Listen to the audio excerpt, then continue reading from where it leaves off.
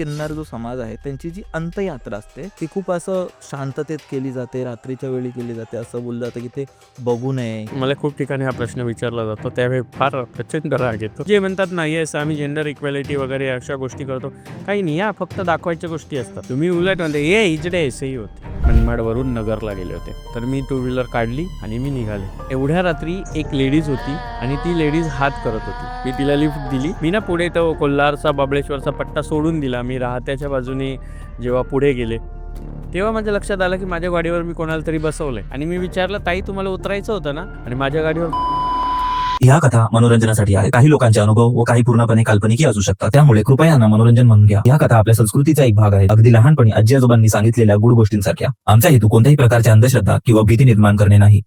नमस्कार मित्रांनो, माझं नाव रिकी आहे आणि हा आपला दुसरा भाग आहे जो आपण श्री श्री 1008 महामंडलेश्वर डॉक्टर शिवलक्ष्मी नंदीगिरी आई साहेबांबरोबर केलाय. आणि ह्या एपिसोडमध्ये जसं आपण लास्ट एपिसोडमध्ये बघितलं होतं, त्यांनी त्यांच्या आईची एक हॉरर स्टोरी सांगितली होती आणि त्यात त्यांनी त्यांच्या आईबद्दल बोलले होते की त्यांची आई जाऊनही त्यांना त्यांच्या घरी दिसते. त्याच्या व्यतिरिक्त त्यांनी खूप काही मणिकर्णिका घाट किंवा अघोरीबद्दल सांगितलं होतं. आणि ह्या एपिसोडमध्येही त्यांनी काही हॉरर स्टोरीज तर सांगितल्याच. एका हॉस्पिटलची त्यांनी स्टोरी सांगितली आहे, जिकडे त्यांना एक नर्स दिसली होती. त्या व्यतिरिक्त त्यांनी किन्नर देवतांबद्दलही खूप इन्फॉर्मेशन दिली आहे. जे माझे डाउट्स होते किंवा माझे मिसकन्सेप्शन होते तेही मी त्यांना विचारलेत.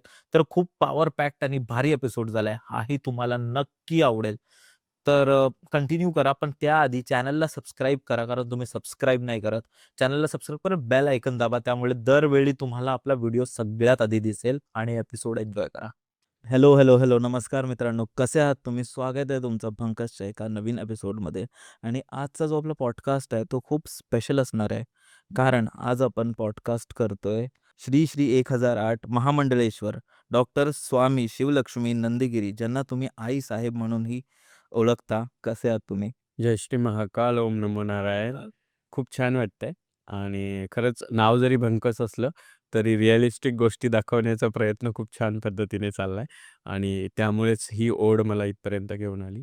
मी मजेत आहे आणि मला असं वाटतं की आज आपले प्रेक्षक पण मजेत असतील. आता जसं आपण ह्या सर्व गोष्टींबद्दल बोललो आणि तुम्ही बरेच वर्ष करताय, फिरताय, लोकांशी भेटताय आणि तर तुम्ही ह्या पूर्ण जर्नीमध्ये, तुमच्या प्रवासामध्ये तुम्ही कधी असं बघितलंय का ज्यावर करणी केली आणि ते चुकीचं होतं? म्हणजे तुम्ही ऐकलं असेल किंवा तुम्ही प्रत्यक्ष बघितलं असेल, ते स्वार्थासाठी त्यांनी कोणावर करणी केली आणि त्याच्यावरच ते उलटलंय. हे खूप ठिकाणी पाहिलंय मी. मी म्हणजे असा एक बाबा पाहिलाय मी, जो स्वतःला बाबा म्हणायचा किंवा देववाला म्हणायचा आणि त्या व्यक्तीने एखाद्या व्यक्तीला करण्याचा म्हणजे त्याने सांगितलं, की मी हे करून देईन, मी ते करून देईन, मी ह्याव करेल, मी त्याव करेल आणि हे मी माझ्या डोळ्यांनी पाहिलं, की त्याच्या बरबादीचा काळ जेव्हा सुरू झाला ना, तेव्हा अकस्मात मी त्या व्यक्तीला भेटले. आणि जेव्हा मी त्या व्यक्तीला भेटले, आमच्या नाशिक जिल्ह्यातलाच एक खेडा आहे, त्या खेड्यावरती तो व्यक्ती राहायचा. आता नाही आहे तो. परंतु म्हणजे अगदी जेव्हा त्याचा काळ होता ना, की मठ्ठा बाबा, त्या काळामध्ये ना त्याच्या मागे-पुढे 10-15 शिष्य सेवेकरी फिरायचे. त्याला जागेवर पाणी, जागेवर जेवण, जागेवर सगळ्या गोष्टी होत्या. आणि ज्यावेळी त्याचा मृत्यू होण्याचा काळ आला ना, की ते त्याच्यावर उलटलं. कारण हे बघा, गुरुशिवाय कुठलंही ज्ञान हे सक्षम नसतं, समर्थ नसतं. तुमच्या ज्ञानामध्ये ते सामर्थ्य नाही, की ते तुम्ही गुरुशिवाय मिळवू शकाल. म्हणून गुरुशिवाय कुठलंही ज्ञान अपूर्ण असतं आणि त्याची चूक तिथेच झाली, की त्याने गुरुशिवाय त्या ज्ञानाचा वेगळ्या पद्धतीने वाचनातून उपयोग करायचा प्रयत्न केला. जसं की मी आज पाहते, की YouTubeवर काही रेमेडीज दाखवल्या जातात. काही आहे बाबा लोक बसलेत आध्यात्मिक गोष्टींच्या नावाखाली सांगतात, की पाणीत हे टाका, हे होईल, याला हे पाजा, त्याचा कपडा घ्या, त्याची चप्पल घ्या, वेंबीवर म्हणजे तेजपत्ता ठेवा, तेजपत्त्यावर असा-असा ह्या अंक लिहा, फलानं शब्द वापरा, फलाने मंत्र वापरा. तुम्ही केव्हा एवढे मोठे बाबा कधी झाले तुम्ही? तुम्ही YouTubeवर सांगायला लागले कधी दीक्षा. अरे दीक्षेशिवाय एखाद्याला ज्ञान देताय तुम्ही. ते तुमच्यावर उलटणार नाही. मी एवढ्या वेळापासून बसले, मी कुठल्या मंत्राचा उच्चार केला?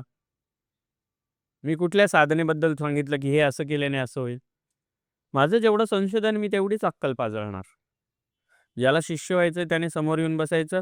त्याने सरळ-सरळ गंगा स्नान करायचं. त्याने दीक्षित व्हायचं. दीक्षित झाल्यानंतर तू कंठी घ्यायची आणि त्यानंतर तू शिक्षणाला सुरुवात करायची. मग तुला तुला साधना असेल, तुला अनुष्ठान असेल, त्यानंतर तू सिद्धिप्राप्ती कर, तुला मंत्रोच्चार असतील, त्यानंतर तो व्यक्ती त्या गोष्टींमध्ये पारंगत होऊ शकतो ना. उगाच तो उठला आणि केला असं नाही. तर ते तसं घडलं त्या नाशिक जिल्ह्यातल्या एका गावामध्ये आणि त्या गावामध्ये ती व्यक्ती जेव्हा जर्जर अवस्थेत होती, तेव्हा मी त्या व्यक्तीकडे जेव्हा पोहोचले, समोर एवढा मोठा सगळा देव्हारा धूळ खात पडला होता, जाळं लागलं होतं त्याला आणि ती व्यक्ती बिछान्यात पडलेली होती. अक्षरशः म्हणजे मुंग्या लागल्या होत्या त्या व्यक्तीला. किडे पडून मरणारं व्यक्तिमत्व मी पाहिलंय डोळ्यांनी. या तंत्र साधनेचा दुरुपयोग किंवा स्वार्थासाठी उपयोग करणाऱ्या लोकांपासून. सो म्हणजे खरंच हात जोडून विनंती आहे, की कुठलीही साधना, सिद्धी हे YouTubeवर बघून तुम्ही नाही काही करू शकत. हे असं करू नका. गुरुशिवाय कुठलंही ज्ञान पूर्ण होत नाही. सो तुम्ही प्रॉपर गुरु करा आणि गुरु करून तुम्ही त्या गोष्टी करा. करणी केलेल्या गोष्टी मी पाहिल्या. जर भूत या गोष्टींवर विश्वास असेल तर माझ्याकडे पुरावे आहेत काही गोष्टींचे. पण मी ते व्हिडिओज म्हणजे पर्सनली दाखवेन, पण असे डायरेक्ट व्हिडिओजवर दाखवणं ते थोडंसं मला हे वाटतं, चुकीचं वाटतं, की एखादी स्त्री आहे, जी गरोदर आहे आणि तिच्या अंगामध्ये तिचाच कोणीतरी तिला लागलाय आणि आजही तो व्यक्ती तिच्या अंगात येतो. हे मला ऐकायला आवडेल म्हणजे काय होतं ते? एक एक मुलगी आहे आणि ती आपली महाराष्ट्रीयन नाहीये. पण त्या मुलीला तिच्याच काकांचा आत्मा लागला आणि ती मुलगी खूप लहान होती. तिला काही कळतही नव्हतं. पण जेव्हा ती प्रेग्नंट झाली, त्या दिवसापासून तो तिच्या शरीरामध्ये यायला लागला आणि ती पूर्णपणे त्या पुरुषी आवाजामध्ये ती ते बोलते. का मी सोडणार नाही हिला. मी हिचं बाळ पण नाही ठेवणार आणि हिला पण नाही ठेवणार. मी घेऊन जाणार यांना. पण नाही, तंत्र साधनेमध्ये इतकी ताकद आहे, की तुम्ही ते खूप छान पद्धतीने हँडल करू शकता. हे बघा, एखादी व्यक्ती अतृप्त असते, तर त्या व्यक्तीला काय हवंय हे त्या व्यक्तीला विचारणं गरजेचं आहे. जर तुम्ही घाबरलात, तर तुम्ही हारलात. तेवढ्या सामर्थ्याने तुमच्याकडे असलेल्या ज्ञानाने जर तुम्ही त्या व्यक्तीला विचारलं, तर ती व्यक्ती सांगते. आता ती मुलगी रिलीज आहे आणि आता काही 8 एक दिवसात तिची डिलिव्हरी पण होईल. हे होऊ शकतं. हां. ही ताकद आहे आपल्या सनातनाची, ही ताकद आहे तंत्र साधनेची. मित्रांनो, सॉरी डिस्टर्ब करण्यासाठी, पण मला तुम्हाला हे सांगायचं आहे, की जर तुमच्याकडेही अशा कोणत्या गोष्टी असतील, तुमच्याकडे, तुमच्या आई-वडिलांकडे, आजी-आजोबांकडे, भावंडांकडे, कोणाकडेही अशा गोष्टी असतील, ज्याला येऊन आपल्या पॉडकास्टवर शेअर करायचं आहे, तर तुम्ही येऊ शकता. आपल्या डिस्क्रिप्शनच्या पहिल्या लाईनमध्ये Google फॉर्मची लिंक आहे. ते तुम्ही भरा किंवा आपल्याला DM करू शकता Instagramवर किंवा मेल करू शकता. आणि जर तुमच्या गोष्टी एक नंबर असतील, जे मला माहिती असतीलच, तर आपण सोबत एक पॉडकास्ट करू. आणि मला माहिती आहे खूप लोकांची आजी-आजोबा वगैरे आपले गावी राहतात. तर टेन्शन काय आहे यार, आपण तिथे जाऊन पॉडकास्ट करू.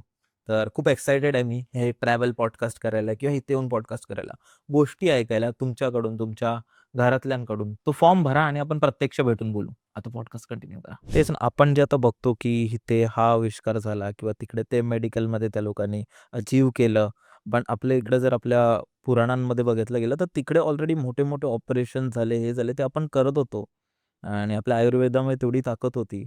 आणि तेच कुठे ना कुठे मग ते वेस्टर्नाइज होत गेलं आणि मग त्याला असे मॉडर्न टर्म्स पडत गेले आणि मग ते आपण अरे वाह! हे असं एक्सेप्ट करायला लागलो. ते मुद्दे ॲक्चुअली ना, शेवटी सत्य काय आहे? सनातन धर्म सत्य आहे आणि त्यातूनच सगळ्या गोष्टी आल्या. म्हणजे अ, तुम्ही पाहिलं असेल, की शल्यचिकित्सक होते पहिले आपले आणि त्या ऋषींनी अ, मुंगळा असतो ना, मुंगळा, टाके देतात ना, तर त्या मुंगळ्याला चावून तोडून टाके लावलेले होते एकाच्या डोळ्याला.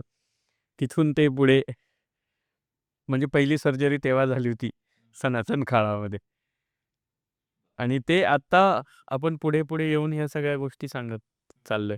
म्हणजे तेव्हा पहिले सर्जन ते होऊन गेले आणि आता हे सर्जन-बिर्जन आले. हं. आता तर खूप काही-काही सगळं बदलतंय. पण हे सनातनामुळे झालंय. रक्ताची फॅक्टरी आहे का कुठे? डोळ्याची फॅक्टरी आहे का? केसांची आहे का? नाकाची आहे का? श्वासाची आहे का? हृदयाची आहे का? नाही. कारण हे फक्त परमेश्वरच हे पिंड तयार करू शकतो. परमेश्वराच्याच शक्तीमध्ये ती ताकद आहे, की परमेश्वर त्या पद्धतीने मनुष्य तयार करतो. सायन्सने मी आता बघितलं एक नवीन इन्व्हेन्शन काहीतरी झालंय, की त्याच्यामध्ये अशा मशीन्स आल्या, की त्याच्यामध्ये काही डी-एन-एज आणि काही गोष्टींचं त्याच्यामध्ये हे केलं, की त्याच्यामध्ये बाळ तयार होणार वगैरे, वगैरे. ठीक आहे, मी टेस्ट ट्यूब बेबी मानते, कारण टेस्ट ट्यूब बेबी हे इन्व्हेन्शन आहे. तर ते सत्य आहे ना गर्भाशयामध्ये त्या गोष्टी होणं. पण हे आता व्यक्ती तयार करणार आहेत. मग तुम्ही हृदय कसं तयार करणार आहात? रक्त कसं तयार करणार आहात? रक्ताची कमतरता आहे खूप ठिकाणी. मग ते कसं तयार करणार आहात तुम्ही? पण काय चाललंय सगळीकडे बोटं उचलली जातात, पण बोललं जात नाही. फक्त बदनाम केलं जातं आपल्या हिंदू धर्माला. की या बाबतीचं फार वाईट वाटतं खरं तर.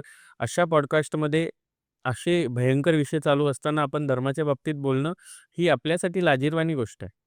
कारण धर्मावर बोट उचललं जातं त्या ठिकाणी आपण चवताळून उठलं पाहिजे. अरे खूप आहेत ना, असं तुझ्या कपाळाला बोट लागला की तू थरथर कापून उड्या मारून खाली पडतो. त्यांच्याकडे नाही समितीवाल्यांचं लक्ष. अगदी बरोबर. आतापर्यंत आपण बऱ्याच गोष्टी ऐकल्या तुमच्याकडून की अघोरीबद्दल आणि खूप शिकायलाही मिळालं. म्हणजे मला असं वाटतं आपण खूपदा असे पॉडकास्ट बघतो YouTubeवर आणि ते आपल्याला शिकायला कमी आणि ते कन्फ्यूज जास्त करतात आपल्याला, की नक्की काय आहे?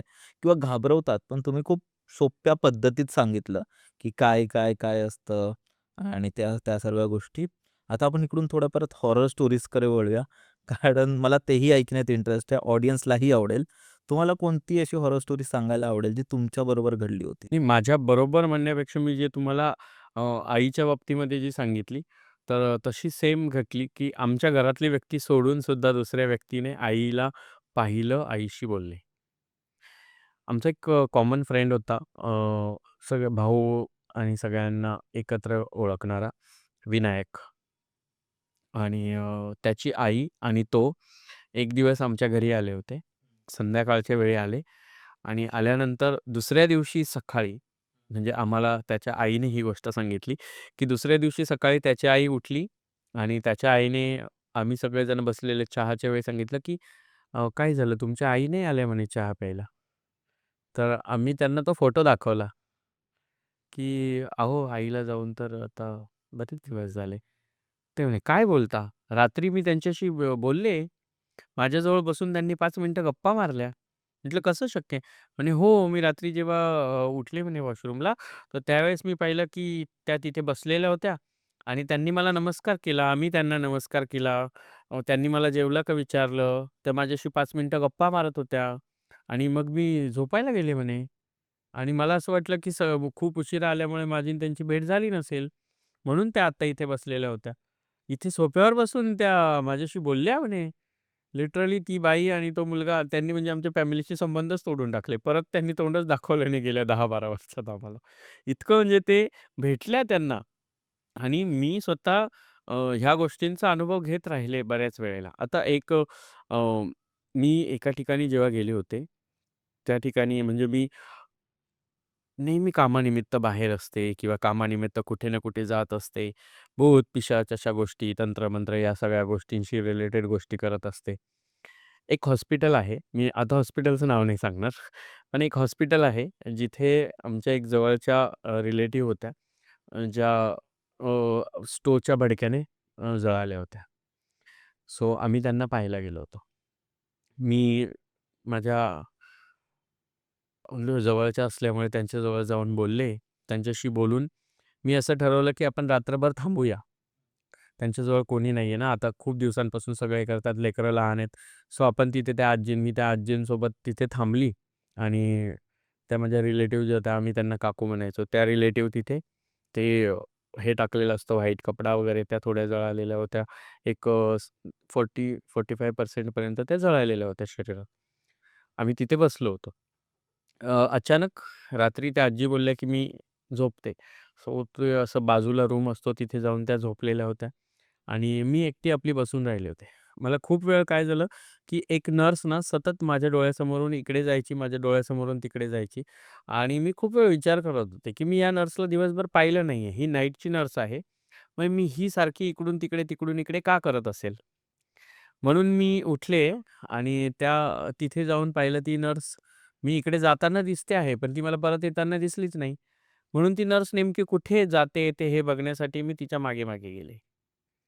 मग त्यावेळेस काय असतं माहिती आहे का, जेव्हा निगेटिव्ह एनर्जीज तुम्हाला अट्रॅक्ट करतात ना, त्यावेळेस तुम्ही ना त्या बाजूला जात असता.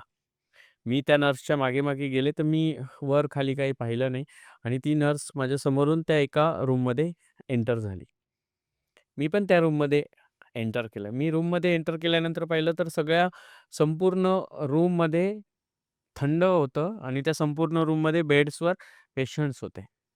खूप सारे पेशंट्स होते आणि ती नर्स प्रत्येकाजवळ जायची आणि प्रत्येकाजवळ जाऊन त्याचं तोंड उघडून परत बंद करायची. सो मी खूप शॉक झाले होते, की ही असं का करत असेल? आणि थोड्या वेळाने जेव्हा मी तिथून बाहेर आले, तर ती नर्स माझ्यासमोर उभी दिसली मला. जी आतमध्ये होती तीच नर्स माझ्यासमोर. मी अशी जरा वेळ दचकले. तर तिने मला असं साउथ इंडियनमध्ये "क्या है अंदर?" अजून तिचा आवाज आठवतो मला. तर मी ती कशी गेली ती "क्या है अंदर?" म्हटलं "कुछ नहीं आपको ही देखने गए थे." "क्या काम है?" म्हटलं "वो काकू को पानी पिला सकते हैं." "नहीं पिलाने का. जाओ उधर जाके बैठो." मी तिथे जाऊन परत बसून घेतलं. मला वाटलं आता ही माझ्याशी बोलली म्हणजे ही नर्स आहे. आणि जेव्हा मी सकाळी सगळे डॉक्टर्स, नर्सेस सगळे इकडे-तिकडे यायला लागले, तेव्हा मी पाहिलं बर्निंग वॉर्डकडे सहसा कोणी फिरकत नाही पटकन. जेव्हा मी पाहिलं आणि त्यावेळेस मी तिकडच्या बाजूला वॉशरूमला जायचं म्हणून गेले, तर मी तिथे समोर पाहिलं की ती मॉर्चरी होती आणि बाहेरून तो रूम लॉक होता आणि तिथेच त्यांच्या काही नर्सेसचे फोटोज आहे. म्हणजे हॉस्पिटल तुम्हाला ओळखू येईल बघा, की त्यांच्या काही नर्सेस ज्या सर्व्हिस करत तिथेच डेथ झालेल्या होत्या. अशा काही नर्सेसचे फोटो लागलेले होते. अशाच एका नर्सचं नाव होतं मॅग्डेलिना. अशीच एक नर्सचा फोटो तिथे समोर पाहिला मी, त्या वॉशरूमच्या समोर आणि मी पाहिलं ती नर्स रात्री मला भेटली होती. मी आजारी पडले होते 3 महिने. कारण की मी एवढी घाबरायचे त्यावेळेस, एवढी घाबरायचे मी, की मी आत्ता पण थंड पडली. पण तेव्हा पण म्हणजे तिचा तो आवाज आहे ना, "क्या है अंदर? या उधर जाके बैठो." ते माझ्या डोक्यामध्ये असं फिट्ट बसले. अजूनही मी एखाद्या नर्सला जर पाहिलं ना व्हाईट ड्रेसवर, तर अजूनही मला ती सिस्टर आठवते. म्हणजे आपण कितीही हो म्हणा, आपण कितीही नाही म्हणा, पण तुम्हाला जर कोणी भेटायचं असलं ना, तर अचानक भेटतं म्हणजे भेटतंच. बरोबर. माझ्यासोबत अजून एक असा भयंकर इन्सिडेंट झालेला आहे. मी टू व्हीलरवर खूप फिरायची. खूप दिवस असो, रात्र असो, मी टू व्हीलरवर इकडे-तिकडे, इकडे-तिकडे जायची. मी एक दिवस नगरला गेले होते. मनमाडवरून नगरला गेले होते. एक कार्यक्रम होता देवाचा आणि तो कार्यक्रम पाहण्यासाठी मी मनमाडवरून टू व्हीलरवर दिवसा गेले मी. दुपारी 2च्या टायमिंगला निघाले. मी एक 5 वाजता नगरला पोहोचले. कारण आमच्या मनमाडपासून 100 किलोमीटरवर नगर आहे. तर आता ते अहिल्यानगर आहे. तर तिथे मी 100 किलोमीटर असल्यामुळे सहज आपण टू व्हीलरवर 100 किलोमीटर म्हणजे नथिंग वाटतं आपल्याला तेव्हाच्या काळामध्ये. मी गेले तिथे आणि कसं रात्री कार्यक्रम वगैरे आवरला. रात्री 12 वाजताच देवीची ती आरती झाली आणि कार्यक्रम संपला. मग मी तिथे थांबायचा मला काही मूडच नव्हता आणि टू व्हीलरवर हायवेने जायचं म्हणून आणि त्यावेळेस ऐकलेल्या गोष्टी, की आपण गाडीवर असलं की भूत आपल्याला पकडत नाही, हात लावत नाही किंवा भूत लागू शकत नाही. त्या ऐकिवातल्या गोष्टी होत्या त्या काळातल्या. तर मी टू व्हीलर काढली आणि मी निघाले. तुम्ही थोडंसं ते जो पॅच आहे तो पूर्ण रिकामा असतो. त्या पॅचवर एवढ्या रात्री एक लेडीज होती. छान पंजाबी ड्रेस घातलेला होता आणि ती लेडीज हात करत होती आणि तिच्या हातात मोबाईल पण होता. आय थॉट की ती तेवढ्या रात्रीची ती तिथे हे झाली आहे किंवा तिची काही गाडी हे नसेल किंवा तिला काही प्रॉब्लेम झाला असेल. एवढं काहीतरी तिला लिफ्ट हवी आहे की इथे ती राहत असेल. सो मी गाडी थांबवली लिटरली आणि मी तिला विचारलं, "ताई कुठे जायचं आहे?" तर ती मला म्हटली की "कोल्हारमध्ये सोडा." आणि मीही मूर्ख की मी पण तिला हो, मी तिला लिफ्ट दिली आणि मी तिला सोबत घेऊन निघाले आणि काही म्हणजे आरशामध्ये तर बघायचा विषयच नव्हता. मी आपलं-आपलं ती बसली आहे, मी चालले, ती बसली, मी चालले. मी ना पुढे तो कोल्हारचा, महाबळेश्वरचा पट्टा सोडून दिला. मी राहत्याच्या बाजूने जेव्हा पुढे गेले, तेव्हा माझ्या लक्षात आलं की माझ्या गाडीवर मी कोणाला तरी बसवलंय आणि मी विचारलं, "ताई तुम्हाला उतरायचं होतं ना?" तर मला आवाजच नाही आलाय कोणाचा आणि मी थोडीशी राहत्याच्या इथे जेव्हा लाईट्स लागतात ना, ज्या राहत्याच्या याच्यामध्ये मी तिथे एक शोरूम आहे. त्या शोरूमच्या इथे गाडी उभी केली आणि माझ्या गाडीवर कोणीच बसलेलं नाहीये. म्हणजे आत्ता ही गोष्ट अशी आहे, की तिथून जी गाडी पळवली होती ना, तर ती मनमाडपर्यंत जाऊस्तोवर आजूबाजूला इकडे-तिकडे बघायची पण माझी हिंमत झाली नव्हती. आणि ह्या घटना त्या भागामध्ये बऱ्याच लोकांनी अनुभवल्या असतील आणि बऱ्याच वेळेला जेव्हा मी तिथे विचारपूस केली, जेव्हा मी शिर्डीमध्ये राहायला गेले होते, तेव्हा मी विचारपूस केली, की ह्या भागामध्ये असं आहे का? तर ती मुलगी जी आहे, ती आत्ताही अनेक लोकांना कोल्हार ते महाबळेश्वरचा मधला जो पॅच आहे जो रिकामा, त्या पॅचमध्ये आजही ती मुलगी त्याच पंजाबी ड्रेसवर हात करते, लोकांच्या गाडीवर बसते. पण पुढे लोकं विसरून जातात, की माझ्या गाडीवर कोणीतरी बसलेलं होतं आणि ती परत कधी उतरतच नाही किंवा ती बसलेली असते, ती पुन्हा त्यांच्या लक्षातच राहत नाही. आणि खूप जण सांगतात, की आम्ही पण त्यांना पाहिलं. म्हणजे असे खूप जण आहेत त्या भागातले आणि खूप जण कमेंट करून पण सांगतील, की हो, अशी एक मुलगी तिथून बसते. हे इंटरेस्टिंग आहे कारण जर तुम्ही परमेश्वराचं अस्तित्व मान्य करता, तर तुम्हाला ह्या सगळ्या आत्म्यांचं, भूतांचं आणि ह्या अशा हॉरर स्टोरीजचं पण अस्तित्व मान्य करावं लागेल. कारण जे लोक देवाला नाही मानतात त्यांच्यासाठी देव पण नाहीये. पण असं आहे का देव नाहीये? ज्यांना अनुभव आले आहेत. तर त्याच गोष्टी मानलं तर दगड पण देव आहे. आणि नाही मानलं तर देव पण दगड आहे. ह्या गोष्टी ना, ह्या तथ्य आणि सत्य या सगळ्यांच्या गोष्टींच्या खूप पलीकडे निघून गेल्या तुम्हाला माहिती आहे का खूप देव-देवतांच्या मंदिरांशी रिलेटेड पण खूप साऱ्या घटना घडलेल्या आहेत. अजूनही बघा मेहेर म्हणून गाव आहे नागपूरच्या थोडं पुढे यूपीच्या अलीकडे. तिथे आजही आला आणि ऊद शारदा भवानी पीठाला सकाळी 4 वाजता देवीचे कपाट उघडण्याच्या अगोदर तिथे दिवा बत्ती करून देवीची आरती वगैरे करून तिथे देवीची पूजा झालेली असते. आजही जाऊन बघा. मग हे असे नास्तिक किंवा तथ्य बघत बसणाऱ्या लोकांनी तिथे एक रात्र थांबून दाखवावं मला. तर तेच ना, असे भरपूर अनुभव असतातच आणि ते कसं आहे, की तुमच्यासारख्या व्यक्तिमत्त्वाला खूप जास्त दिसतं आणि जाणीव पण लगेच येते. कारण तुमचं तेवढं आध्यात्मिक ज्ञान आहे. पॉझिटिव्ह एनर्जीज असतात ना. बरेच जण तुम्ही देवगण, मनुष्यगण, राक्षसगण हे गण ऐकले असतील. कोणाच्या नाडी असतात, त्या नाडींवर डिपेंड असतं. कोणी म्हणतं ग्रहांवर, राशींवर डिपेंड असतं, नक्षत्रांवर डिपेंड असतं. हो, असू शकतं बऱ्याच वेळेला, पण ज्याला दिसायचं त्याला ते बरोबर दिसतं. तुमच्याकडे जर पॉझिटिव्ह एनर्जी असेल, तर एखादी निगेटिव्ह एनर्जी तुमच्याकडे मोक्षासाठी पण अट्रॅक्ट होते. बरोबर. अशा खूप साऱ्या अट्रॅक्ट झाल्या आणि अशा खूप जणांनी आत्तापर्यंत मोक्षासाठी प्रार्थना केल्या असतील. कारण असं आहे, जेवढं आध्यात्मिक आपल्याकडे सत्व म्हणतो आपण त्या गोष्टीला, ते सत्व असणं पण गरजेचं आहे. बरोबर. आता असं हे तर झालं म्हणजे ह्या नॉर्मल गोष्टी सर्वांबरोबर होत असतात. त्याच्या पलीकडे मला काही प्रश्न होते. ते मला तुम्हाला विचारायचे होते, की कारण माझं बघायला गेलो तर असं ट्रान्सजेंडर जी कम्युनिटी त्याच्या पहिल्यांदा इंटरॅक्शन होतंय. कारण लहानपणापासून कसं झालंय ना, की नेहमी थोडं-थोडं घाबरवलं गेलंय, की समाज जे आपल्यावर संस्कार. संस्कार करतं, तर त्याचा कुठे ना कुठे आपल्यामध्ये राहून जातं जेव्हा मोठं होतं तेव्हा. पण मला नेहमीच असं वाटायचं कारण खूप लोक खूप चांगलेही आहेत. म्हणजे खूप जण जर तुम्ही त्यांच्याशी शांतपैकी बोलले जाल आणि खूपदा लोकांकडे असे प्रश्न असतात, "अरे हे लोकं का मागतात किंवा का असं हे करतात?" तर मी त्याच्याबद्दल विचार करत होतो. तर जे हे बोलणारे लोकं आहेत, तर त्यांनी त्यांना कधी अपॉर्च्युनिटी दिली नाही. त्यांना कधी चान्स मिळाला नाही. म्हणजे जेही ट्रान्सजेंडर असेल त्यांना नेहमी डावललं गेलं. आणि मग त्यांच्याकडे तो एक पर्याय उरला, की कारण त्यांचं पण तर पोट आहे. त्यांना तुम्ही समाजात नाही ठेवलं, तर शेवटी ते झालं. त्यावर तुमचं काय मत आहे, की हे जे सगळं होतं किंवा हे लोकं जे बोलतात किंवा तुम्ही ह्या लोकांशी कसं तुम्ही अगेन्स्टमध्ये गेलात आणि कसं तुम्ही स्वतःचं स्थान निर्माण केलं? ॲक्चुअली तर सर्वात आधी तुझं खूप सारं अभिनंदन आणि असं करतात आमच्यात तसं, की एखाद्या तरुण पिढीच्या मुलाकडनं ट्रान्सजेंडर कम्युनिटीच्या लोकांसाठी एवढा विचार केला जातो, की तुम्हाला खरंच अपॉर्च्युनिटी नाही आहे म्हणून तुम्हाला भीक मागावी लागते. हे सत्य आहे. परंतु तुम्ही विचार करा सनातन धर्मापासून किन्नरांचं अस्तित्व आहे. देव, दानव, यक्ष, गंधर्व, किन्नर हे देव योनीमध्ये आहेत. त्यांना सनातनामध्ये जागा आहेत. शिखंडी राजा होते महाभारतामध्ये. तुम्ही मोहिनी स्वरूप ऐकलं आहे कुंभच्या ज्यावेळेस समुद्रमंथन झालं त्यावेळेस कुंभासाठी तुम्ही मोहिनी स्वरूप घेतलंय भगवान श्री विष्णूंनी ते ऐकलंय. महाभारतामध्ये जेव्हा अज्ञातवासात असताना पांडवांनी जेव्हा अज्ञातवास घेतला होता, तेव्हा अर्जुन याने बृहन्नळेचं स्वरूप घेऊन नर्तकीचं रूप घेतलं होतं. ते उदाहरणं आहेत.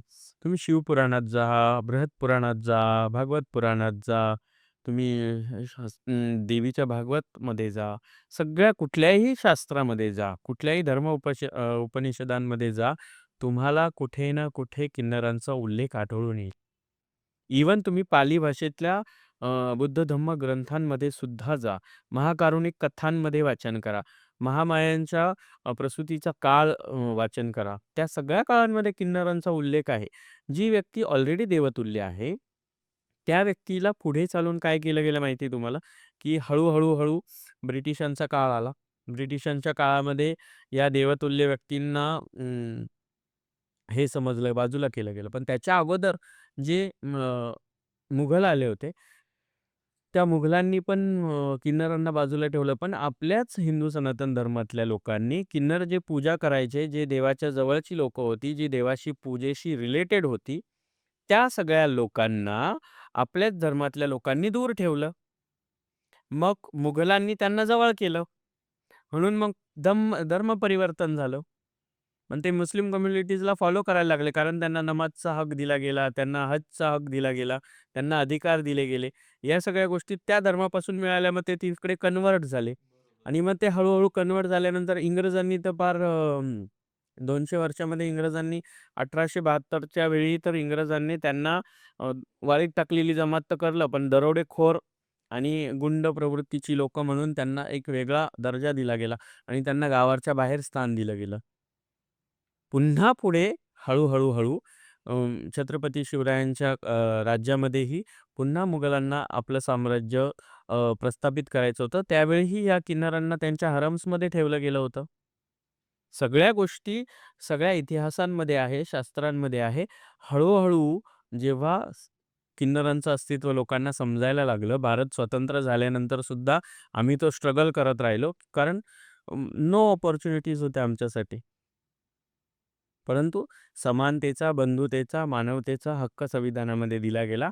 त्याच हक्कांच्या आधारावरती 1993 मध्ये पहिल्यांदा आम्ही भारताचे नागरिक आहोत यासाठी आमची लढाई सुरू झाली. देन 2019 मध्ये मान्यता मिळाली. मग आधार कार्ड्स किंवा आमच्या जेंडर्सबद्दल माहिती मिळाली आणि आत्ता 2019 मध्ये तृतीयपंथी हक्क संरक्षण कायदा झाला. 2093 मध्ये लढाई सुरू झाली. 2093 ला आम्ही भारतीय झालो. 2004 आम्हाला लिंगाचे अधिकार मिळाले.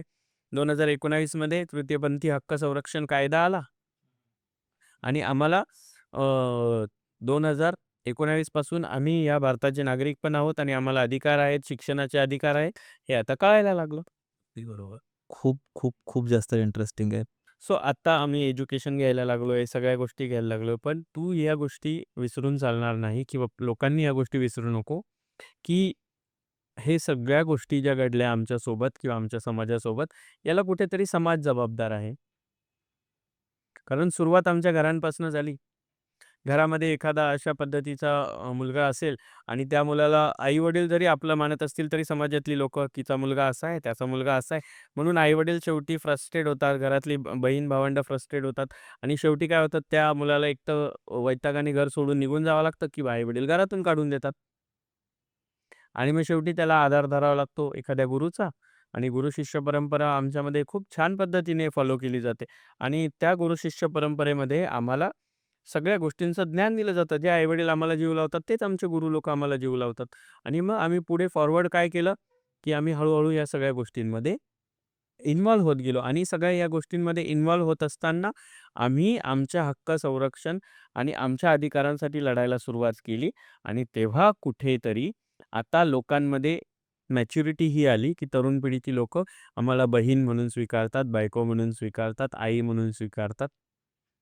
आणि आता लोकं हळू आमच्या जनरेशनबद्दल विचार करायला लागले. आता खूप सारे मेडिकल सायन्समुळे, खूप साऱ्या सोशल मीडिया प्लॅटफॉर्म्समुळे आमच्याबद्दलचे जे गैरसमज होते, ते अशा पॉडकास्टच्या माध्यमातून लोकांमधले दूर होत गेले.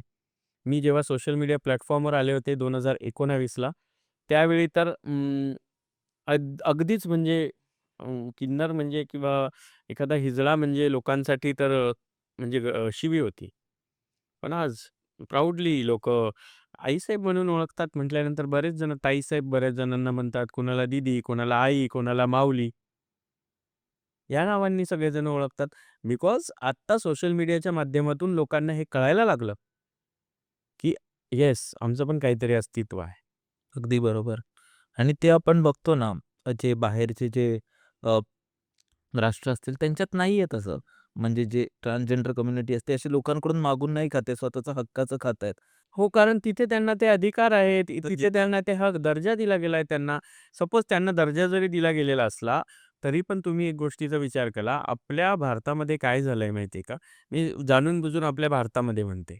की जे जुन्या काळापासून संस्कार दिले गेले ना, "वो बच्चों को उठा के लेके जाएंगे, वो दारू पीने वाले हैं, वो ऐसा करने वाले हैं, वो चोर लोग हैं, वो ऐसा करते हैं." ही जी गोष्ट आहे ना, ही मुलांच्या मनावर बिंबवली गेली. मी स्वतः आता अजूनही हे चाललंय. महाकुंभमध्ये मी स्वतः शिवालय पार्क झालेला आहे. त्या शिवालय पार्कमध्ये जेव्हा प्रयागराजमध्ये मी गेले, तेव्हा प्रयागराजमध्ये मी तिथून जात असताना मी सरळ-सरळ ती गोष्ट पाहिली, की एक बाई त्या लहान मुलाला म्हणते, की "उधर मत जाओ, तो उठा के लेके जाएंगे." "का? क्यों उठा के लेके जाएंगे? आम्ही काही पोरं चोरणारे पोरधरी आहे का?" अरे, आमचं स्वतःचं एक स्टेटस आहे. आमचं स्वतःचं वेगळं करियर आहे. आमचं एज्युकेशन आहे. तुम्ही आम्हाला माना नका मानू, पण आम्ही आमच्या अस्तित्वाच्या लढाईसाठी आजपर्यंत लढतोच आहे की, झगडतोच आहे की. आणि खूप जे म्हणतात ना, येस आम्ही जेंडर इक्वॅलिटी वगैरे अशा गोष्टी करतो. काही नाही हां, फक्त दाखवायच्या गोष्टी असतात. त्यांचं म्हणणं असतं ना, की हां, आम्ही तुम्हाला मानायला तयार आहोत. अरे हां, ठीक आहे, ठीक आहे. चला तुम्ही वंशाचा विचार करणारी लोकं आहेत. पण बरेच असे आहेत, की निपुत्रिक आहेत. स्त्रिया पण आणि पुरुष पण. मग आम्ही निपुत्रिक आहे म्हणून आमच्याशी लग्न केलं जात नाही. अशा सगळ्या गोष्टी गमज्या मारणाऱ्या लोकांनी, ज्या निपुत्रिक स्त्रिया असतात त्यांना तुम्ही काही किन्नर म्हणता का? जे निपुत्रिक पुरुष असतात त्यांना तुम्ही नामर्द म्हणून तरी पण त्यांना पुरुष जातीमध्येच ठेवतात ना तुम्ही? मग आम्हाला तुमच्यामध्ये सामावून तर घ्या. तुम्ही आम्हाला तुमच्यामध्ये सामावून घेतलं तर ठीक आहे, एक वेळ चला मी मान्य करते. चला एक वेळ तुम्ही बायको म्हणून नाही स्वीकारलं. बहीण म्हणून घरी घेऊन जा. ज्याला बहीण नसेल त्याने आमच्यासारख्या एखाद्या किन्नराला घरामध्ये बहीण म्हणून सांभाळा. करून द्या तिच्याकडून रक्षाबंधन करून द्या तिचं चांगलं. शिकवा तिला. ठीक आहे चला, ज्याला आई नाही त्याने आई म्हणून घरी घेऊन जा. आम्ही आईसारखा जीव लावू की. कामवाली म्हणून तरी घरी घेऊन जायची तुमच्यामध्ये ताकद असली पाहिजे ना. कारण तुमच्यावर जो जुन्या सनातन काळापासून किन्नरांचा उद्देश होता ना, तो समजून घेण्याचा अजूनपर्यंत तो भागच आलेला नाही डोक्यामध्ये.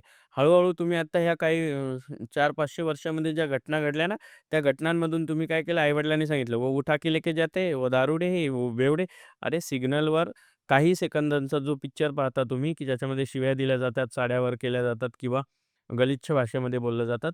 त्या सगळ्या गोष्टींमागचं त्यांचं ते फ्रस्ट्रेशन, त्यांचं ते टेन्शन, त्यांच्याकडे असलेली ती तळमळ कधी जाणून घेतली का? तुम्ही कोणी भांडत असताना त्यांना शांतपणे विचारलं का, "दीदी नेमकं काय झालंय? तुम्ही काय एवढं चिडलाय?" तुम्ही उलट म्हणता, "ये हिजडे ऐसे ही होते." अरे कैसे होते? आम्ही काय आकाशातून पडलोय? आम्ही पण आमच्या आई पोटून जन्म घेतलाय ना, जसा तुम्ही घेतलाय. आमच्या वेळी काय असं वेगळं आई नव्हते आले ना. आमच्या वेळी पण जनरल आई होते ना तुमच्यासारखे. आम्ही पण XY, XX फॅक्टर आणि XY फॅक्टर आणि या सगळ्या गोष्टींमधूनच आम्ही जन्म घेतलाय ना. मग तुम्ही विचार करा, की तुम्ही जर तुमच्या मुलांना हे तेव्हापासून संस्कार देत गेले, तर कशाला ते आम्हाला देव म्हणतील? कशाला ते आम्हाला त्या श्रेणीत ठेवतील? कशाला ते दीदी, बहीण, बायको, मैत्रीण हे करतील? तुम्ही माणूस म्हणून सुद्धा आम्हाला समजत नाही.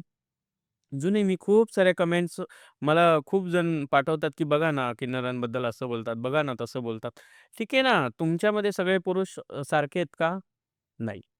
तुमच्यामध्ये सगळ्या स्त्रिया सारख्या आहेत का? नाही. कारण खूप पुरुष आहेत, की जे बलात्कारी आहेत, खुनी आहेत, दरोडेखोर आहेत. काही जण खूप मोठे ऑफिसर आहेत, काही जण खूप छान गायक आहेत, काही जण सगळ्या सगळ्या कॅटेगरी आहेत ना पुरुषांमध्ये. स्त्रियांमध्ये काही जण असतील वेश्या व्यवसाय करणाऱ्या, काही जण आर्टिस्ट असतील, काही जण काय करणारे असतील, काही जण असतील परित्यक्त्या. त्यांच्यामध्ये पण कॅटेगरीज आहेत ना.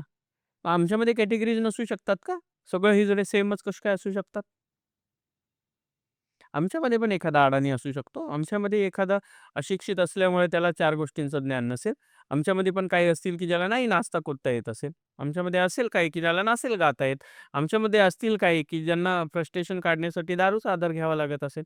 आमच्यामध्ये असतील काही, की ज्यांना स्वतःचं पोट भरण्यासाठी ₹200-500 कमवण्यासाठी त्यांना ती तळमळ करावी लागत असेल. म्हणजे ह्या गोष्टींचा विचार का नाही? माणसांमध्ये बलात्कारी पुरुष असतील, तर ते तुमचे माणसंच आहेत. ते मर्द आहे. बायकांमध्ये निपुत्रिक जरी असल्या किंवा बायकांमध्ये कुठल्याही पद्धतीने कुठल्याही व्यवसायामध्ये जरी स्त्री असल्या, खांद्याला खांदा लावून बोलायच्या गोष्टी करतात आणि ते असलं तरी पण आजही डावरीच्या केसेस होतातच ना. डोमेस्टिक व्हायलन्सच्या केसेस होतातच ना. आता मग बरेच जण म्हणतील, की हां, मग आता बायका पण ड्रममध्ये टाकायला लागल्या. अरे फ्रस्ट्रेशन, बायकांचं फ्रस्ट्रेशन आत्ताशी बाहेर निघतंय. आमच्यासारख्यांचं तर अजून निघालंच नाहीये. म्हणजे ह्या गोष्टींचा तुम्ही विचार तरी करा ना ॲट तर आम्हाला कुठेतरी जगण्याचा अधिकार. आता आम्ही चाललंय वाहत्या गंगेमध्ये हात धुण्याचं काम चाललंय आमचं, की आम्हाला म्हटलं जातं तुम्हाला हे आहे, तुम्हाला ते आहे. हिजडा म्हटलं किंवा आम्हाला कुठल्याही पद्धतीने तुम्ही डॉमिनेट केलं, तरीही transgender protection act, NALSA judgement 2019 नुसार गुन्हा दाखल होण्याची तरतूद आहे. बऱ्याच पोलीस ऑफिसर्सला, बऱ्याच पोलीस स्टेशन्समध्ये पी-आयजला सुद्धा, एस-पीजला किंवा ए-सी-पीजला, डी-वाय-एस-पीजला, पी-आयजला, हवालदारला, अंमलदारला या गोष्टी माहितीच नाहीये त्यांना. ते म्हणतात, "हो, हिजड्यांचा असा पण कायदा आहे." म्हणजे इतकं आम्हाला दुर्लक्षित ठेवलं गेलं होतं. आता कुठेतरी बघा तुम्ही वारीत पण किन्नर आहेत. अध्यात्मात सगळीकडे किन्नर आहेत. देवधर्मात सगळीकडे किन्नर आहेत. बायका म्हणून किन्नर आहेत, बहिणी म्हणून किन्नर आहेत, आया म्हणून पण किन्नर आहेत. उदाहरण आईसाहेब समोर. बरोबर. असू शकतं तुम्ही आम्हाला आमच्या अस्तित्वाची लढाई लढायला साथ तर द्या. आमचं अस्तित्व आम्ही आपलं सिद्ध करून टाकू. खूप सुंदर प्रकारे तुम्ही सांगितलंय आणि त्यावरून मला हेही विचारायचं होतं, की आपल्या इथे असं बोललं जातं, की जेही किन्नर समाज असतो त्यातलं आपण आशीर्वाद किंवा त्यांचा श्रापही हा खूप लवकर लागतो. म्हणजे देवाचं त्यांच्यावर एक वरदान आहे आणि मग त्याच्यामागचं हे काय म्हणते की गोष्ट काय आहे? इतिहास काय आहे? आणि असं खरंच आहे का? सगळ्यांना हा इतिहास किंवा सगळ्यांना ही स्टोरी माहिती आहे, की रामायणामध्ये प्रभू श्री रामचंद्रजी जेव्हा वनवासाला गेले, त्यावेळी प्रभू श्री रामचंद्रांनी सांगितले, की "सभी नर नारी अपने घर चले जाएँ." त्यावेळेस किन्नर तिथंच उभे राहिले. 14 वर्ष वाट पाहिली प्रभू श्री रामचंद्रांची आणि 14 वर्षानंतर जेव्हा प्रभू श्री रामचंद्र आले, तर त्यांना तिथे पाहून विचारलं. तेव्हा त्यांनी त्यांचं दुःख सांगितलं, की "तुम्ही फक्त नर-नारींना जायला सांगितलं प्रभू." त्यावेळी खुश होऊन 14 वर्ष माझी वाट पाहिली म्हणून प्रभू श्री रामचंद्रांनी तुम्ही मंगलमुखी व्हाल अशी आशीर्वादित केलं आणि त्यांनी त्यावेळी सांगितलं, की एक दिवस तुमचं राज्य येईल आणि तो आशीर्वाद रामायणापासून लोकांना माहिती आहे. शिखंडी नसते ना, तर महाभारत संपलंच नसतं. कारण त्यावेळी शिखंडी हे किन्नर राजा होते. राज्य तर होतंच ना महाभारतात शिखंडीचं. हं. मग तिथून आधार आहे. तुम्ही ब्रह्मपुराणामध्ये काही वाचन करा, सुश्रुत संहितेमध्ये वाचन करा, महाकारुणिक कथांमध्ये वाचन करा, शिवपुराणामध्ये करा, देवी भागवतामध्ये करा, दुर्गा सप्तशतीमध्ये करा. सगळीकडे किन्नरांना देवस्थान दिलेलं आहे. त्यामुळे प्रभू श्री रामचंद्रांच्या आशीर्वादाने आम्ही जे बोलतो, जे मनापासून बोलतो, एखाद्याला मनापासून जे आशीर्वादित करतो, आम्हाला मंगलमुखी म्हटलं गेलंय. चांगल्या मंगळवाणीचं. म्हणून आम्ही कोणाला आशीर्वाद दिला तर तो फलित होतो. आणि इथे खूप खूप वेगवेगळे असं बोलतात ना, आपण जसं मराठी, इंग्लिशमध्ये बोलतो, की खूप रूमर्स किंवा असे अफवा आहेत किंवा ते खरंच आहे, खोटं आहे, खूप ते ग्रे एरिया आहे. जिथे खूप सारे रूमर्स आहेत, की ते खरं आहे की नाही. मग लोकांना जाणून घेण्याचं आहे. ते म्हणजे जे किन्नर देवता असतात, त्यांचे जेव्हा मृत्यू होतो, तेव्हा त्यांची जी अंत्यविधी असते, अंतिम यात्रा असते, ती खूप असं शांततेत केली जाते, रात्रीच्या वेळी केली जाते. असं बोललं जातं, की ते बघू नये किंवा कोणी बघितलं तर त्यांना म्हणजे असं हे आहे खूप. हां, असं कोणी सांगणारं असेल ना, सॉरी टू इंटरप्ट यू, पण ही गोष्ट मला खूप ठिकाणी हा प्रश्न विचारला जातो. त्यावेळी फार प्रचंड राग येतो. कुठे लिहून ठेवलंय असं? हां. कुठे तुम्ही उल्लेख ऐकलाय का? कुठे लिहून ठेवला ऐकलंय का? अहो, त्यावेळी मी तुम्हाला सांगितलं ना, की आम्हाला गावाच्या बाहेर काढून दिलं होतं. बहिष्कृत समाज होता आमचा. अजूनही बहिष्कृत म्हणून वागवता तुम्ही, पण तेव्हा तसं होतं. सो आमचं मग रडणारं-गागणारं आमच्या मागे-पुढे कोणी नव्हतं. म्हणून कोणी येणारं-जाणारं नव्हतं. म्हणून तिकडच्या तिकडे आम्हाला आमचे अंत्यसंस्कार केले जायचे. परंतु सत्य हे आहे, की मी ज्या जातीमध्ये जन्म घेतला किंवा मी ज्या धर्मामध्ये जन्म घेतला, त्याच पद्धतीने माझे अंत्यसंस्कार होणार. जर मी जोजपीन असेल, तर माझा ख्रिश्चन पद्धतीनेच अंत्यसंस्कार होईल. जर मी शबनम असेल, तर माझा त्या पद्धतीनेच अंत्यसंस्कार होईल. जर मी शिवलक्ष्मी असेल, तर माझा हिंदू सनातन धर्माप्रमाणेच अग्निसंस्कार होईल. आणि हेच सत्य आहे. किन्नरांच्या बाबतीमध्ये ह्या ज्या अफवा पसरवल्या जातात, तरी मी काही जणांना आत्ताही सांगताना ऐकते, की खरं तर हे नाही सांगितलं पाहिजे खूप जणांनी, की नाही ते शांततेने त्यांना चालत नेतात आणि ते करतात. नाही, मी माझ्या डोळ्यांनी किती किन्नरांचे अंत्यसंस्कार पाहिलेत. गेल्या 15 वर्षात किती किन्नरांचे अंत्यसंस्कार पाहिलेत. पण कुठल्याही किन्नरांना अशा पद्धतीने असं हे करून नाही नेलं जात. सिम्पली ज्या पद्धतीने त्यांचा जनाजा निघतो, ज्या पद्धतीने त्यांची शवपेटी जाते किंवा ज्या पद्धतीने त्यांची तिरडी जाते, त्याच पद्धतीने आमची तिरडी जाते. त्याच पद्धतीने आम्हालाही केलं जातं.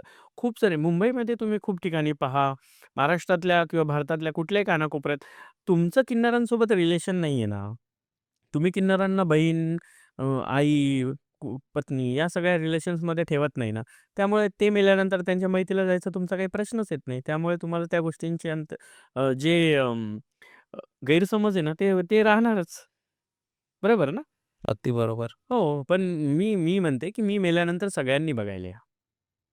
आणि म्हणजे येतीलही लोकं, हो, कारण हो. तुम्ही तेवढं लोकांसाठी हो, म्हणजे करताय. मी मेल्यानंतर सगळ्यांनी बघायला या, की नाही एका किन्नरांचे अंत्यसंस्कार तो ज्या धर्मात, ज्या जातीत, ज्या पंथात जन्माला येतो त्या पद्धतीनेच केले जातात. हे गैरसमज आधी दूर करा. खरं म्हणजे तर मला आजचा जो पॉडकास्ट झाला, त्यात खूप मजा आली. कारण खूप काही मला शिकायला मिळालं. खूप सारे जे माझे गैरसमज होते किंवा जेही समाज जो आपल्यावर बांधत असतो, आपले चुकून जे आपले आई-वडील असतात, ते आपल्याला शिकवत असतात. कारण तेही शेवटी त्या समाजातून निघालेलेच ते लोकं आहेत. पण आता हळू कुठे ना कुठे बदलतंय आणि जे हळू नाही तुमच्यासारखे बऱ्याच पद्धतीत बदलतंय. बघ की आता खूप सारे किन्नर जे आहेत ते आपल्या आई-वडिलांसोबत राहतात. खूप सारे किन्नर लग्न करून राहतात. खूप साऱ्या किन्नरांना अनेक मुलांनी बहीण मानलंय. त्यामुळे त्यामुळे ते राखी बांधताना दिसतील. भाऊबीज ओवाळताना दिसतील. दिवाळीला ते फराळ करताना दिसतील. अनेक किन्नरांना लोकांनी आई म्हणून, माऊली म्हणून स्वीकारलंय. त्यामुळे तुम्हाला ते त्या ठिकाणी मदर्स डेच्या दिवशी एखाद्या किन्नरासोबत फोटो टाकलेला हॅपी मदर्स डे मॉम वगैरे ह्या सगळ्या गोष्टी दिसतील तुम्हाला. बिकॉज न्यू जनरेशन ना फार चालाक आहे. ते ना सोशल मीडिया किंवा प्लॅटफॉर्म्सवर दिसत असलेल्या गोष्टींपेक्षा एखादी किन्नर असेल तर तिच्याशी ओळख पटवणं. म्हणजे ती रस्त्याने जरी चाललं ना तरी म्हणणार, "हाय दीदी, कैसी हो आप?" मी हे डोळ्यांनी पाहिलंय. ओळख नसलेली लोकं रस्त्याने जाताना म्हणतात, "हाय दीदी, कैसी हो आप?" आपण म्हटलं ना, "हाँ बेटा, मैं ठीक हूँ." "दीदी मुझे बहुत अच्छा लगता है आप लोगों से बात करने के लिए." मग आपण 2 मिनिटं बसणार ते असं म्हटल्यानंतर. आपण त्यांच्याशी "दीदी आप कहाँ रहती हो?" झालं सुरू. झाली त्यांची फ्रेंडशिप. "दीदी आपका नंबर दोगे? हम मिलते हैं, हम शाम को बगीचे में जाते हैं." या फिर "दीदी हम घूमने चलेंगे ना?" "दीदी चलिए ना, कहीं घूमने चलते हैं." "दीदी मेरे घर पे खाने पे आना." हे सगळं चालू झालंय आत्ता. आणि त्याच्यामुळे हे न्यू जनरेशन ना मी म्हटलं ना फार चालाक आहे, की ते खूप सुंदर पद्धतीने ह्या सगळ्या गोष्टींना ना ॲनलाईज करून मग त्या गोष्टींवर निर्णय घेत आहे. अगदी बरोबर. म्हणजे प्रत्येक व्यक्तीला माणूस म्हणून बघतायत किंवा तसं. पण मला खूप जास्त मजा आली आणि आय होप ऑडियन्सलाही खूप जास्त मजा आली असेल आणि हॉरर स्टोरीज तर होत्याच आजच्या एपिसोडमध्ये. पण ज्या आपल्या हिंदू बद्दल तुम्ही बोललात, जे तुम्ही किन्नर देवताबद्दल बोललात आणि ओव्हरऑल जो आपण पॉडकास्ट केला हा खूपच जास्त भारी झाला. त्यामुळे थँक आई साहेब. मजा आली. तुम्हाला कसं वाटलं? मनापासून धन्यवाद. ओम नमो नारायण. जय श्री महाकाल.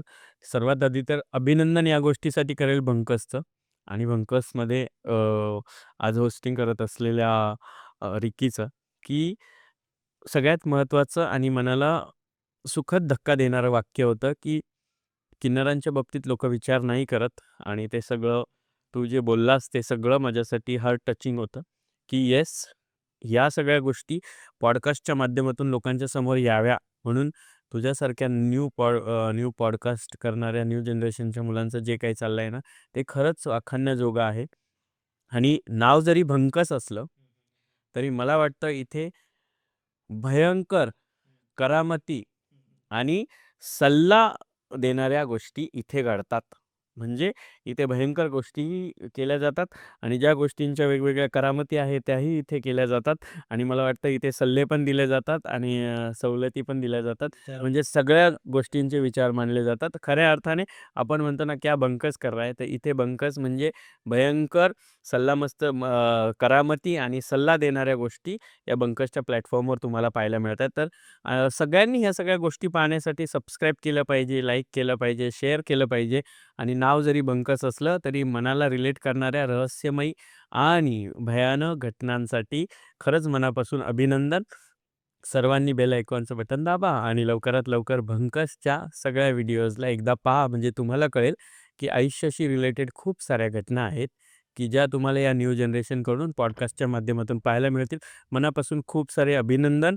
आणि मनापासून खूप सारे आशीर्वाद. ओम नमो नारायण. जय श्री महाकाल. धन्यवाद. तुम्ही आईसाहेबांनाही फॉलो करू शकता. खाली त्यांचे सगळे सोशल मीडिया हँडल असतील. त्यांचं यूट्यूब चॅनल पण आहे. मी काल चेकआउट करत होतो, तर तो व्लॉग्स वगैरे तुम्ही खूप सारे बनवत असतात आणि खूप मस्त आहे.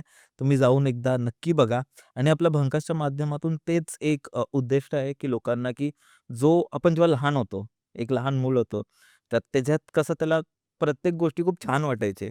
त्याला प्रत्येक लोकांच्यावर खूप आदर असायचा, खूप एक क्युरिओसिटी असायची. पण जसे-जसे आपण मोठे होत गेलो, आपण एक नरेटिव्हमध्ये शेप होत गेलो आणि मग हेच आहे, हे नाही आहे. तसं खूप गोष्टी आल्या, तर त्याच आपण थोडं लहान मुलासारखं जगतोय आणि मजा करतो आणि त्याच गोष्टी करतो. तर थँक सो मच. आपण भेटू परत एकदा पॉडकास्ट लवकरच करू. धन्यवाद. मंडळी तुमचं वीकेंडचं प्लॅन काय असतं? म्हणजे तेच ना, मूव्ही बघा, मॉलमध्ये फिरा, Instagram दिवसभर स्क्रोल करा. तेच ते आपलं जुनं रुटीन बोर झालं असाल ना थोडं? तुम्हाला आठवतंय का, की लहानपणी जेव्हा आपण गावी जायचो, आपल्या भावंडांसोबत मिळून आपण आजी-आजोबांबरोबर त्या भुताच्या गोष्टी करायचो, त्या हॉरर स्टोरी म्हणायचो. ते भुताचं झाड, ती झपाटलेली बाई, ते देवाचं मंदिर, कसलं थ्रिल असायचं ना. पण आता इमॅजिन करा, हे सगळं लाईव्ह होणार आहे. हो, खरंच. कारण भंकस पॉडकास्ट घेऊन येत आहे एक लाईव्ह इव्हेंट, खेळ सावळ्यांचा, जिथे तुम्ही तुमच्या हॉरर स्टोरी शेअर करू शकता आपल्या लोकांबरोबर, तेही लाईव्ह. त्यात स्टँड कॉमेडी होणार आहे, क्राउड वर्क होणार आहे, एक हॉरर पॅनलही असणार आहे आणि जिथे तुमचे फेव्हरेट सेलिब्रिटीज सुद्धा येऊन त्यांच्या हॉरर स्टोरी शेअर करणार आहेत. त्याचा फर्स्ट शो होणार आहे आताच, आलंच म्हणजे 20 जुलैला. रविवारी रवींद्र नाट्य मंदिर, प्रभादेवी, मुंबई येथे संध्याकाळी 7:30 वाजता. म्हणजे मी तर खूप जास्त एक्साइटेड आहे. थोडा घाबरलोय मी, पण थोडा नर्व्हसही आहे मी. कारण पहिल्यांदा आपण काहीतरी एक लाईव्ह प्रयोग करणार आहोत. आपलं जे खूप दिवसांपासून मीटअप चाललं होतं ना, ते आता प्रॉपर मीटअप होणार आहे विथ हॉरर स्टोरीज. तर तुमच्या गोष्टी तुम्ही जमा करून ठेवा, कारण मला सगळ्यांकडून ऐकायचे आहेत आणि मलाही तुम्हाला खूप काही सांगायचं आहे आणि त्याच्या व्यतिरिक्त खूप काही धमाल असणार आहे. तर नक्कीच तुम्ही सगळे या. ह्या नंबरवर तुम्ही तिकीट तुमचे बुक करू शकता. मग भेटूया. तुम्ही याल याची अपेक्षा ठेवतो. 20 जुलै रविवारी रवींद्र नाट्य मंदिर 7:30 वाजता. बाय.